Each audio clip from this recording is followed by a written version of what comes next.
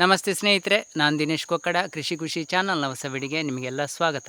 ಸ್ನೇಹಿತರೆ, ನನ್ನ ಅಡಿಕೆ ತೋಟವನ್ನು ನೋಡಿ. ನಿಮಗೆ ತುಂಬ ರೀತಿಯ ಗಿಡಗಳು ಕಾಣಲಿಕ್ಕೆ ಸಿಗ್ತದೆ ಇಲ್ಲಿ. ಆದರೆ ಹೆಚ್ಚಿನ ಎಲ್ಲ ಕೃಷಿಕರಿಗೂ ಒಂದು ಸಂಶಯ ಏನಂತ ಹೇಳಿದರೆ, ಅಥವಾ ಅವರೊಂದು ತಪ್ಪು ತಿಳುವಳಿಕೆ ಏನಂತ ಹೇಳಿದರೆ, ನಮ್ಮ ಅಡಿಕೆ ತೋಟದ ಒಳಗಡೆ ಬೇರೆ ಬೇರೆ ಗಿಡಗಳೆಲ್ಲ ಇದ್ದರೆ ತೋಟದಲ್ಲಿರುವಂತಹ ಗೊಬ್ಬರವನ್ನು ಅದು ತಿಂತದೆ ಅಂತ ಅವರು ತಿಳ್ಕೊಂಡಿದ್ದಾರೆ. ನಾನು ತುಂಬ ಕಡೆ ಕೇಳಿದ್ದೇನೆ ಮಾತನ್ನು. ಏನೇ ಗಿಡ ನೆಟ್ಟರು ಅದು ಅಡಿಕೆ ಗಿಡದ ಗೊಬ್ಬರವನ್ನು ತಿನ್ನುವುದಿಲ್ವಾ ಅಂತ ಕೇಳ್ತಾರೆ. ಇದೊಂದು ಅವರ ತಪ್ಪು ತಿಳುವಳಿಕೆ. ಹಾಗಾಗಿ ಸ್ನೇಹಿತರೆ, ಈ ವಿಡಿಯೋದಲ್ಲಿ ಅಡಿಕೆ ತೋಟದ ಒಳಗಡೆ ನಾವು ಬೇರೆ ಬೇರೆ ರೀತಿಯ ಗಿಡಗಳನ್ನು ನೆಟ್ಟರೆ ಅದು ಗೊಬ್ಬರವನ್ನು ತಿಂತದೆಯೋ ಅಥವಾ ಏನು ಮಾಡ್ತದೆ ಮುಂತಾದ ವಿಷಯಗಳ ಬಗ್ಗೆ ಸ್ವಲ್ಪ ಮಾಹಿತಿಯನ್ನು ತಿಳಿಯೋಣ ಬನ್ನಿ. ನೋಡಿ ಸ್ನೇಹಿತರೆ, ಉದಾಹರಣೆಗೆ ನಾನು ಇಲ್ಲಿ 4 ಅಡಿಕೆ ಗಿಡದ ಮಧ್ಯೆ ನಾನು ಕೊಕ್ಕೋ ಗಿಡ ನೆಟ್ಟಿದ್ದೇನೆ. ನೋಡಿ, ಇಲ್ಲಿ ನಮಗೆ ಅಡಿಕೆ ಗಿಡದ ಗೊಬ್ಬರವನ್ನು ಈ ಕೊಕ್ಕೋ ತಿಂತದೆ ಅಂತ ಹೇಳಿದರೆ ನಮ್ಮ ಅಡಿಕೆಯ ಇಳುವರಿಗೆ ಅದು ಪೆಟ್ಟು ಕೊಡಬೇಕಿತ್ತು. ನೋಡಿ, ಅಡಿಕೆ ಇಳುವರಿಯನ್ನು ನೋಡಿ, ಅದರ ಬುಡದಲ್ಲೇ ಇರುವಂತಹ ಅಡಿಕೆ ಗಿಡಗಳು ನೋಡಿ ಹೇಗಿದೆ. ನೋಡಿ, ಪಕ್ಕದ ಗಿಡ ಒಂದು ತೋರಿಸ್ತೇನೆ. ನೋಡಿ, ಈ ಅಡಿಕೆ ಗಿಡದ ಮಧ್ಯದಲ್ಲೇ ಇದೆ ಈ ಕೊಕ್ಕೋ ಗಿಡ. ಅಂದರೆ ಇಲ್ಲಿ ನೀವು ತಿಳ್ಕೊಳ್ಬೇಕಾದ ಮುಖ್ಯ ವಿಷಯ ಅಂತ ಹೇಳಿದರೆ, ಕೊಕ್ಕೋ ಗಿಡ ಇದರ ಗೊಬ್ಬರವನ್ನು ತಿಂದಿದೆಯೇ ಇಲ್ವಾ ಅಂತ. ಆದರೆ ಇಲ್ಲಿ ನಾನು ಇನ್ನೊಂದು ವಿಷಯ ತೋರಿಸ್ತೇನೆ ಸ್ನೇಹಿತರೆ. 4 ಗಿಡದ ಮಧ್ಯೆ ಈ ಕೊಕ್ಕೋ ಗಿಡ ಮಾತ್ರ ಅಲ್ಲ ಇರುವುದು. ನೋಡಿ, ಇಲ್ಲಿ ನುಗ್ಗೆ ಗಿಡ ಇದೆ. ನೋಡಿ, ಇಲ್ಲಿ ಏಲಕ್ಕಿ ಗಿಡದ ಒಂದು ಗುಂಪಿದೆ, ಇಲ್ಲಿ ಕೂಡ ಇದೆ. ಮತ್ತು ಇಲ್ಲಿ ಬೇಕಾದಷ್ಟು ಕಾಡು ಗಿಡಗಳಿದೆ. ಹಾಗಾದರೆ ಇಲ್ಲಿರುವಂತಹ ಮಣ್ಣಿನಲ್ಲಿರುವಂತಹ ಎಲ್ಲ ಪೋಷಕಾಂಶಗಳನ್ನು ಇದು ಹೀರಿಕೊಂಡಿರಬೇಕಿತ್ತು, ಅಥವಾ ನಿಮ್ಮ ಲೆಕ್ಕಾಚಾರದಲ್ಲಿ ಹೀರಿಕೊಳ್ಳಲೇಬೇಕು. ಆದರೆ ಇಲ್ಲಿ ನಮಗೆ ಅಡಿಕೆ ಗಿಡವನ್ನು ನೋಡುವಾಗ ಇಳುವರಿಯ ಪ್ರಮಾಣ ಏನು ಕಮ್ಮಿ ಆಗಲಿಲ್ಲ. ಹಾಗಾದರೆ ಇನ್ನೂ ಹೇಗೆ ಗೊತ್ತಾಗೋದು ನಮಗೆ ಮಣ್ಣಿನ ಪೋಷಕಾಂಶ ಕಮ್ಮಿ ಆಗಿದೆ ಅಂತ? ಮಣ್ಣನ್ನು ನೋಡುವಾಗ ಗೊತ್ತಾಗಬೇಕು ನಮಗೆ. ಇದು ಕೊಕ್ಕೋ ಗಿಡ, ಇದರ ಬುಡಕ್ಕೆ ನಾನು ಬಂದಿದ್ದೇನೆ. ಇಲ್ಲಿ ನೋಡಿ, ಈ ಕೊಕ್ಕೋ ಗಿಡದ ಎಲೆಗಳು ಹಣ್ಣಾಗಿ ಉದುರಿ ಬಿದ್ದಿದೆ. ನೋಡಿ, ಇದು ಕೊಕ್ಕೋ ಗಿಡ ಈ ಮಣ್ಣಿನಲ್ಲಿರುವಂತಹ ಪೋಷಕಾಂಶವನ್ನು ಹೀರುವುದರ ಬದಲು ಮಣ್ಣಿನಲ್ಲಿರುವಂತಹ ಪೋಷಕಾಂಶವನ್ನು ಹೆಚ್ಚು ಮಾಡ್ತಾ ಇದೆ ಅಂತ ಹೇಳುವ ಒಂದು ಸಣ್ಣ ಮತ್ತು ಉತ್ತಮ ವಿಷಯ ನಿಮಗೆ ಗೊತ್ತಿಲ್ಲ. ಯಾಕೆ ಹೆಚ್ಚಾಗ್ತದೆ ಅಂತ ಹೇಳಿದರೆ, ನೋಡಿ, ಈ ತರೆಗೆಳೆಗಳು ಇಲ್ಲಿ ಬಿದ್ದ ಕಾರಣ ನಮ್ಮ ಮಣ್ಣಿನಲ್ಲಿರುವಂತಹ ಎರೆಹುಳ ಆಗಲಿ ಅಥವಾ ಇನ್ನಿತರ ಜೀವಿಗಳಿಗಾಗಲಿ ಇದು ಒಳ್ಳೆಯ ಒಂದು ಆಹಾರ. ಈ ಆಹಾರವನ್ನು ತಿಂದು ನಮ್ಮ ಮಣ್ಣಿನಲ್ಲಿರುವಂತಹ ಜೀವಿಗಳು ಹಿಕ್ಕೆ ಹಾಕ್ತದೆ. ಎಲ್ಲಿ ಹಿಕ್ಕೆ ಹಾಕ್ತದೆ? ಈ ಮಣ್ಣಿನಲ್ಲಿ ಹಿಕ್ಕೆ ಹಾಕ್ತದೆ. ನೋಡಿ, ಗಮನಿಸಿ ನೀವು.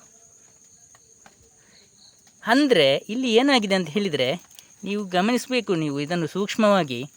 ನಮ್ಮ ಮಣ್ಣಿನಲ್ಲಿರುವಂತಹ ಪೋಷಕಾಂಶಗಳು ಹೆಚ್ಚಾಗಿದೆಯಾ ಅಥವಾ ಕಮ್ಮಿಯಾಗಿದೆಯಾ ಅಂತ ನೀವು ತಿಳ್ಕೊಳ್ಬೇಕು. ನೋಡಿ ಸ್ನೇಹಿತರೆ, ಅಡಿಕೆಯ ಸೋಗೆ ಎಷ್ಟು ಹ್ಯೂಮಸ್ ರೀತಿಯಾಗಿ ಕಪ್ಪಾಗಿ ಆಗಿದೆ ಅಂತ ಹೇಳಿದರೆ ಇದು ಸಂಪೂರ್ಣವಾಗಿ ಗೊಬ್ಬರ ಆಗಿದೆ. ಇನ್ನು ಇದರಲ್ಲಿ ಏನಿಲ್ಲ, ಎಲ್ಲವನ್ನು ಎರೆಹುಳಗಳು ಇರಲಿ, ಗೆದ್ದಲುಗಳು ಅಥವಾ ಇನ್ನಿತರ ಜೀವಿಗಳು ತಿಂದು ಹಿಕ್ಕೆ ಹಾಕಿ ಈ ಮಣ್ಣಿನಲ್ಲಿ ಸೇರಿಸಿದೆ. ಹೀಗೆ ಹೇಳಿ ನೀವು ಇಲ್ಲಿ ಬೇರೆ ಬೇರೆ ರೀತಿಯ ಕಳೆ ಗಿಡಗಳು ಮತ್ತು ಬೇಕಾದಂತಹ ಗಿಡಗಳು ಎಲ್ಲವೂ ಇದ್ರೂ ಕೂಡ ಈ ಮಣ್ಣಿನಲ್ಲಿರುವ ಪೋಷಕಾಂಶ ಕಮ್ಮಿಯಾಗಿದೆ ಅಂತ ನೀವು ಆಲೋಚನೆ ಮಾಡಿ. ಆಮೇಲೆ ನೀವು ಎಡೆ ಕೃಷಿಯಲ್ಲಿ ಏನಾದರೂ ಮಾಡುವುದೋ ಬೇಡವೋ, ಅಥವಾ ಕಳೆಗಳನ್ನು ಅಲ್ಲಿಯೇ ಬಿಡಬೇಕಾ, ಅದನ್ನು ತೆಗಿಬೇಕಾ ಅಂತ ನೀವು ನಿರ್ಧಾರ ಮಾಡಿ. ಸ್ನೇಹಿತರೆ, ನಮಗೆ ಅಡಿಕೆ ಕೃಷಿ ಅಂತ ಹೇಳೋದು ಒಂದು ನಾವು ಊಟಕ್ಕೆ ಆಗಲಿ ಅಥವಾ ಇನ್ನಿತರ ಯಾವುದೇ ವಿಷಯಕ್ಕಾಗಲಿ ತಿನ್ನುವಂತಹ ಪದಾರ್ಥದ ಕೃಷಿ ಅಲ್ಲ. ಆದರೆ ನಾವು ಎಡೆ ಕೃಷಿ ಮಾಡುವಾಗ ಅಥವಾ ಎಡೆಯಲ್ಲಿ ಗಿಡ ಹಾಕುವಾಗ ಬಾಳೆ ಆಗಲಿ ಬೇರೆ ಬೇರೆ ರೀತಿಯ ಹಣ್ಣಿನ ಗಿಡಗಳನ್ನಾಗಲಿ ನೆಟ್ಟರೆ ನಮಗೆ ಒಂದು ತಿನ್ನಲಿಕ್ಕೂ ಏನಾದರೂ ಒಂದು ಸಿಗ್ತದೆ ಸ್ನೇಹಿತರೆ. ತೋಟಕ್ಕೆ ಬಂದಾಗ ಪ್ರಾಣಿ ಪಕ್ಷಿಗಳಿಗೆ ಒಂದು ಆಹಾರ ಸಿಗ್ತದೆ ಹಣ್ಣಿನ ಗಿಡಗಳನ್ನು ನೆಟ್ಟಾಗ. ಇದು 2ನೇ ಲಾಭ. ಅಷ್ಟೇ ಅಲ್ಲದೆ ನೋಡಿ, ಇಲ್ಲಿ ನಾನು ಏಲಕ್ಕಿ ಗಿಡ ನೆಟ್ಟಿದ್ದೇನೆ. ಅಂದರೆ ನಮ್ಮ ದಕ್ಷಿಣ ಕನ್ನಡದಲ್ಲಿ ಏಲಕ್ಕಿ ಕೃಷಿ ಮಾಡುವವರೇ ಇಲ್ಲ. ಇದು ಕೃಷಿ ಅಂತಲಲ್ಲ ನಾನು ನೆಟ್ಟದ್ದು, ಇದರಿಂದ ನಾನು ಮಾರಿಯನ್ನು ಹಣ ಮಾಡಲಿಕ್ಕಿಲ್ಲ. ಆದರೆ ಇದನ್ನು ನೋಡುವಾಗಲೂ ಒಂದು ಖುಷಿ ಅಲ್ವಾ? ನೋಡಿ ಎಷ್ಟಿದೆ. ಇಲ್ಲಿ ನೀವು ತಿಳ್ಕೊಳ್ಬೇಕಾದ ವಿಷಯ ಏನಂತ ಹೇಳಿದರೆ ಸ್ನೇಹಿತರೆ, ನೋಡಿ ಗೊಬ್ಬರದ ರೀತಿ ನೋಡಿ ಹೇಗಿದೆ ಅಂತ. ಅಂದರೆ ಈ ಸಾವಯವ ವಸ್ತುಗಳು ಎರೆಹುಳಗಳಿಗೆ ಆಹಾರವಾಗಿ ಅದು ಹಿಕ್ಕೆ ಹಾಕಿದ ನಂತರನೇ ನಮ್ಮ ತೋಟದಲ್ಲಿ ಗೊಬ್ಬರ ಆಗ್ತದೆ ಹೊರತು ನೀವು ಕೋಳಿ ಗೊಬ್ಬರವಾಗಲಿ ಏನೇ ಹಾಕಿದರೂ ಅದು ಆ ಸಮಯದಲ್ಲಿ ಅದು ಗೊಬ್ಬರ ಅಲ್ಲ ಸ್ನೇಹಿತರೆ. ಅದು ಕೇವಲ ಒಂದು ಪ್ರಾಣಿಯ ತ್ಯಾಜ್ಯ ಆಗಿರ್ತದೆ. ಅದನ್ನು ಪುನಃ ನಮ್ಮ ಮಣ್ಣಿನಲ್ಲಿರುವಂಥ ಜೀವಿಗಳು ತಿಂದ ನಂತರ ಅದು ಗೊಬ್ಬರವಾಗಿ ಪರಿವರ್ತನೆ ಆಗೋದು ಸ್ನೇಹಿತರೆ. ಹೀಗಾದಾಗ ನಮಗೆ ಕೃಷಿಯ ಬಗ್ಗೆ ಸರಿಯಾದ ಒಂದು ಮಾಹಿತಿ ಇದ್ದರೆ ಮಾತ್ರ ಕೃಷಿ ಒಂದು ಯಶಸ್ವಿ ಆಗ್ತದೆ, ಹೊರತು ಇಲ್ಲದಿದ್ದರೆ ಕೃಷಿಯಲ್ಲಿ ನಾವು ವೈಫಲ್ಯವನ್ನೇ ಕಾಣ್ತೇವೆ. ನಾವು ಪದೇ ಪದೇ ಕಳೆ ತೆಗೆಯುವುದು ಏನೆಲ್ಲ ಕೆಲಸ ಮಾಡ್ತಾಯಿದ್ರೆ ನೋಡಿ. ಇನ್ನೊಂದು ಉದಾಹರಣೆ ತೋರಿಸ್ತೇನೆ. ಇಲ್ಲಿ 4 ಅಡಿಕೆ ಗಿಡದ ಮಧ್ಯೆ ಒಂದು ಬಾಳೆ ನೆಟ್ಟಿದ್ದೇನೆ ನೋಡಿ. ಇದರ ಗೊನೆಯನ್ನು ನೀವು ಗಮನಿಸಿ ಹೇಗಿದೆ ಅಂತ ನೋಡಿ. ವಿಷರಹಿತವಾದ ಈ ಬಾಳೆಹಣ್ಣನ್ನು ಒಂದು ತಿಂದರೆ ನಮ್ಮ ಆರೋಗ್ಯ ಎಷ್ಟು ಉತ್ತಮ ಆಗಿರಬಹುದಂತ ಆಲೋಚನೆ ಮಾಡಿ. ಅಷ್ಟೇ ಅಲ್ಲದೆ ನೋಡಿ, ಇದೇನು ದೊಡ್ಡ ಎತ್ತರ ಬೆಳೆದಿಲ್ಲ. ಇದು ಕ್ಯಾವೆಂಡಿಶ್ ಜಾತಿಯ ಬಾಳೆಗಿಡ. ಇದು ಜಾಸ್ತಿ ಎತ್ತರನೂ ಬೆಳೆಯುವುದಿಲ್ಲ. ಆದರೂ ಇಲ್ಲಿ ಎಲ್ಲ ಅಡಿಕೆ ಗಿಡದ ಮಧ್ಯೆ ನೆರಳಿದ್ರೂ ಕೂಡ ಹೆಚ್ಚು ಎತ್ತರ ಬೆಳೆಯಾದ ಒಂದು ಉತ್ತಮ ಗಾತ್ರದ ಒಂದು ಒಳ್ಳೆಯ ಆರೋಗ್ಯವಾದ ಗೊನೆಯನ್ನು ನಮಗೆ ಕೊಟ್ಟಿದೆ. ಆದರೆ ಇಲ್ಲಿ ನಾವು ತಿಳ್ಕೊಳ್ಬೇಕಾದ್ದು ಈ ಗೊನೆಯನ್ನಲ್ಲ ಸ್ನೇಹಿತರೆ. ಈ ಗಿಡದಿಂದ ಬರುವಂತಹ ತ್ಯಾಜ್ಯಗಳು ಅತಿ ಹೆಚ್ಚು ಪೊಟ್ಯಾಶು.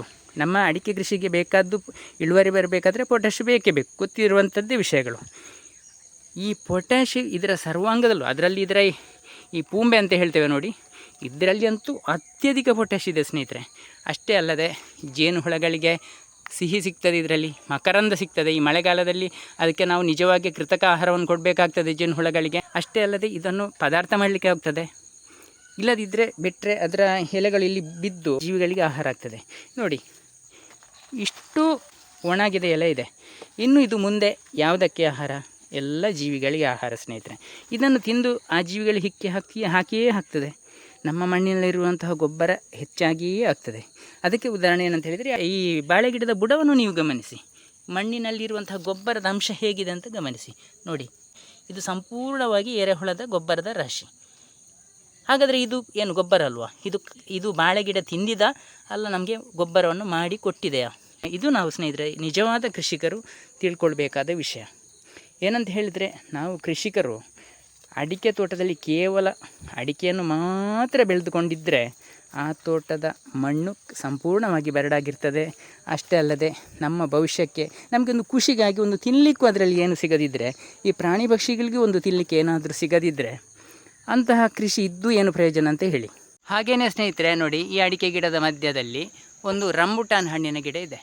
ಒಂದಲ್ಲ, ಇಲ್ಲಿ ಸುತ್ತಲೂ ರಂಬುಟಾನ್ ಗಿಡಗಳಿದೆ. ಇದರಲ್ಲಿರುವಂಥ ಹಣ್ಣನ್ನು ನಾನು ಕೇವಲ ನನಗೆ ತಿನ್ನಲಿಕ್ಕೆ ಬೇಕಾದಷ್ಟನ್ನು ಮಾತ್ರ ಕೊಯ್ದು ಬಾಕಿಯೆಲ್ಲ ಮರದಲ್ಲೇ ಹಕ್ಕಿಗಳಿಗೆ ಅಂತಲೇ ಬಿಟ್ಟಿದ್ದೇನೆ. 100ಕ್ಕೆ 90ರಷ್ಟು ಹಣ್ಣುಗಳನ್ನು ಬೇರೆ ಬೇರೆ ರೀತಿಯ ಗಿಳಿಗಳು, ಬೇರೆ ಬೇರೆ ರೀತಿಯ ಪಕ್ಷಿಗಳು ಬಂದು ತಿಂದು ಹಾಕ್ತದೆ. ತಿಂದು ಹಾಕಿದ ನಂತರ ಅದು ಕೇವಲ ತಿಂದು ಹೋಗುವುದಿಲ್ಲ ಸ್ನೇಹಿತರೆ, ಅದು ಹಿಕ್ಕೆ ಹಾಕಿ ಆಗ್ತದೆ. ನೀವು ಇದರ ಅಡಿಗೆ ಒಮ್ಮೆ ಹೋಗಿ ಗಮನಿಸುವ ಬನ್ನಿ. ನೋಡಿ ಸ್ನೇಹಿತರೆ, ಇಲ್ಲಿ ನೀವು ಗಮನಿಸಿ, ಎಲ್ಲವೂ ಹಕ್ಕಿಗಳು ತಿಂದು ಹಾಕಿದ ನಂತರ ಉಳಿದದ್ದು ನೋಡಿ. ನಿಜವಾಗಿ ಇದು ತುಂಬ ಬೆಳೆ ಬಾಳುವ ಹಣ್ಣು. ಆದರೆ ನಮಗೆ ಅಡಿಕೆ ಬಂದರೆ ಸಾಕು ನೋಡಿ, ಬೇಕಾದಷ್ಟು ತಿಂದು ತಿಂದು ಇಲ್ಲಿ ಬಿಟ್ಟು ಹೋಗಿದೆ ನೋಡಿ. ನೋಡಿ, ಇದು ನಮಗೆ ನಿಜವಾದ ಖುಷಿ ಸ್ನೇಹಿತರೆ. ಯಾಕಂತ ಹೇಳಿದರೆ, ನಮಗೆ ಬೇಕಾದಷ್ಟು ಹಣ್ಣನ್ನು ನಾವು ತಿಂದು ಪ್ರಾಣಿ ಪಕ್ಷಿಗಳಿಗೂ ತಿನ್ನಲಿಕ್ಕೆ ಬಿಟ್ಟು ಅದರಿಂದ ನಾವೊಂದು ಖುಷಿಯನ್ನು ಪಡ್ತೇವಲ್ಲ ನೋಡಿ. ಹಕ್ಕಿಗಳ ಚಿಲಿಪಿಲಿ ಸೌಂಡ್ ಕೇಳಿ ನೀವು. ಅಂದರೆ ಇಲ್ಲಿ ಎಷ್ಟು ಹಕ್ಕಿಗಳಿದೆ, ಎಷ್ಟು ಹಕ್ಕಿ ಪಕ್ಷಿಗಳಿದೆ. ಯಾಕೆ ಕಾರಣ ಅಂತ ಹೇಳಿದರೆ, ಈ ರೀತಿಯ ಹಣ್ಣಿನ ಗಿಡಗಳನ್ನು ನಾವು ಅಡಿಕೆ ಮರದ ಮಧ್ಯದಲ್ಲಿ ಅಥವಾ ತೋಟದ ಸುತ್ತಲೂ ಹಾಕಿದರೆ ನಮ್ಮ ಮನಸ್ಸಿಗೆ ಖುಷಿ ನೋಡಿ. ಇದು ಇನ್ನು ಕೊಳ್ತು ಅಥವಾ ಇದು ಇನ್ನು ಎರೆಹುಳಗಳಿಗೆ ಆಹಾರ. ನಮ್ಮ ತೋಟದಲ್ಲಿ ಅತಿ ಹೆಚ್ಚು ಗೊಬ್ಬರ ಕೂಡ ಸೃಷ್ಟಿಯಾಗ್ತದೆ ನೋಡಿ. ಇಲ್ಲಿ ಒಂದು ಹಣ್ಣಿನ ಗಿಡ ಇದೆ ನೋಡಿ.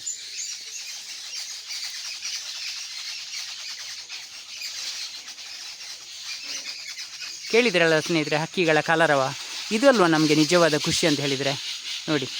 ತೋಟ ಅಂತ ಹೇಳಿದರೆ ಹೀಗೆ ಸ್ನೇಹಿತರೆ, ನಾವು ಒಂದೇ ಕಲ್ಲಿನಲ್ಲಿ 2 ಹಕ್ಕಿ ಹೊಡೆಯೋದು ಅಂತ ಹೇಳಿದರೆ ಹೀಗೆ ಅಂತ ಹೇಳಿದರೆ, ನಮ್ಮ ಯಾವುದೇ ರೀತಿಯ ನಾನು ಗೊಬ್ಬರ ಹಾಕದಿದ್ದರೂ ನನ್ನ ತೋಟದಲ್ಲಿ ಯಥೇಚ್ಛವಾಗಿ ಗೊಬ್ಬರ ಆಗ್ತಾಯಿದೆ. ಕಾರಣ ಬೇರೆ ಬೇರೆ ಗಿಡಗಳನ್ನು ನೆಟ್ಟು ಮತ್ತು ಬೇರೆ ಬೇರೆ ರೀತಿಯ ಕಳೆಗಳನ್ನು ಹಾಗೆಯೇ ಬಿಟ್ಟು ಅದನ್ನು ಯಾವುದೇ ಕಾರಣಕ್ಕೂ ತೆಗೆಯದೆ ಆದಷ್ಟು ನಾವು ತೋಟದಲ್ಲಿ ಉಳಿಸಿಕೊಂಡು ಕೃಷಿ ಮಾಡಿದರೆ ತೋಟದಲ್ಲಿರುವಂತಹ ಮಣ್ಣಿನಲ್ಲಿರುವಂತಹ ಪೋಷಕಾಂಶ ಹೆಚ್ಚಾಗ್ತದೆ, ಹಕ್ಕಿ ಪಕ್ಷಿಗಳಿಗೆ ಆಹಾರ ಆಗ್ತದೆ, ಎಲ್ಲವೂ ನಮಗೆ ಸಿಕ್ಕಿ ಒಂದು ಒಳ್ಳೆಯ ರೀತಿಯ ಅಡಿಕೆ ತೋಟವನ್ನು ಮಾಡಿ ನಮ್ಮ ಆದಾಯವನ್ನು ಕೂಡ ಹೆಚ್ಚಿಸಲಿಕ್ಕೆ ಆಗ್ತದೆ. ಇಷ್ಟೇ ಸ್ನೇಹಿತರೆ ಈ ವಿಡಿಯೋದಲ್ಲಿ. ಸ್ನೇಹಿತರೆ, ಈ ಕೃಷಿ ಮಾಹಿತಿ ಇಷ್ಟವಾಗಿದ್ದರೆ, ಸಬ್ಸ್ಕ್ರೈಬ್ ಮಾಡದೆ ನೋಡ್ತಿದ್ರೆ ದಯವಿಟ್ಟು ಸಬ್ಸ್ಕ್ರೈಬ್ ಮಾಡಿ, ಹಾಗೆಯೇ ಬೇರೆಯವರಿಗೂ ಶೇರ್ ಮಾಡಿ, ಒಂದು ಲೈಕ್ ಕೊಡಿ ಸ್ನೇಹಿತರೆ. ಮುಂದಿನ ವಿಡಿಯೋದೊಂದಿಗೆ ಮತ್ತೆ ಸಿಗೋಣ. ಧನ್ಯವಾದಗಳು.